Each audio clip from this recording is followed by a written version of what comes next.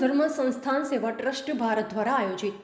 સુરત ખાતે શ્રી સનાતન ધર્મ જ્ઞાન ગોષ્ઠી કાર્યક્રમમાં શારદાપીઠ દ્વારકાના જગતગુરુ શંકરાચાર્ય શ્રી સદાનંદ સરસ્વતીજી મહારાજ, પરમ પૂજ્ય મુક્તાનંદજી મહારાજ સાપરડા વડતાલ લાલજી, શ્રી નુગેન્દ્ર પ્રસાદજી મહારાજ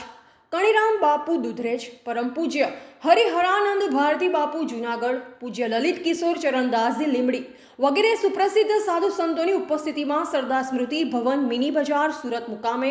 બેઠક યોજાયેલ, જેમાં સનાતન સંતો અને વડતાલ ગાદીના ભાવિ આચાર્ય શ્રી નુગેન્દ્ર પ્રસાદજી મહારાજે સ્વામિનારાયણ સંપ્રદાય તરફથી ભગવાન સ્વામિનારાયણ શિક્ષાપત્રીમાં જે આદેશો કર્યા તે આદેશો પ્રમાણે મૂળ સંપ્રદાયના આચાર્ય કામ કરી રહ્યા છે, પણ જેઓ મૂળ સંપ્રદાય છોડી પોતાના અલગ વાળાઓ કાર્ય છે અથવા મૂળ સંપ્રદાયના આચાર્ય પરંપરાની જે સ્વીકારાતા નથી તેવા લોકોને સનાતન વૈદિક પરંપરાને નુકસાન કરી રહ્યા છે. સનાતન વૈદિક સંપ્રદાયના સંતો મંતો અને જગતગુરુ સદાનંદ સરસ્વતીજીએ મૂળ સ્વામિનારાયણ સંપ્રદાયના આચાર્ય શ્રી અજેન્દ્ર પ્રસાદજી મહારાજને જે પરંપરા અને સનાતન વૈદિક રીત રિવાજ અને સ્વામિનારાયણ સંપ્રદાયના શાસ્ત્ર પ્રમાણેના આચાર્ય તરીકે સ્વીકારે છે. મૂળ સંપ્રદાયના બંધારણથી અલગ પડી શાસ્ત્રો અને સનાતન ધર્મના સિદ્ધાંતોથી વિપરીત જે દેવી દેવતાઓનું અપમાન કરી રહ્યા છે તેઓનું સનાતનના દરેક સંતો મહામંડલેશ્વરો અને આચાર્યશ્રીઓના વખોડી કાઢી છે. સનાતન ધર્મના સંતો દ્વારા લીંબડી તથા જૂનાગઢ મુકામે ધર્મસભામાં નિર્ણય કરી સનાતન ધર્મ સંસ્થાન સેવા ટ્રસ્ટનું રજીસ્ટ્રેશન કરાવી ગાંધીનગર મુકામે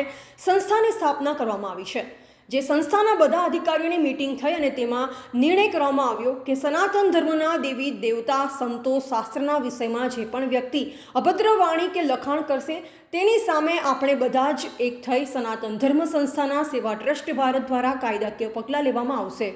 જે સર્વાનુમતે નક્કી કરવામાં આવેલ છે. સનાતન ધર્મના મૂલ્યો સમાજમાં પ્રસ્થાપિત થાય અને રાષ્ટ્રની ઉન્નતિ થાય અને ભારતીય સનાતન સંસ્કૃતિનું દેશ અને વિદેશની ધરતી ઉપર ડંકો વાગે તેવી રીતે કાર્ય કરવા માટે જગતગુરુ શંકરાચાર્યશ્રી અને ઉપસ્થિત દરેક સંતોએ સમાજને હાકલ કરી. અહેવાલ પરેશ પુરોહિત, સંબંધ ભારત ન્યૂઝ, સુરત.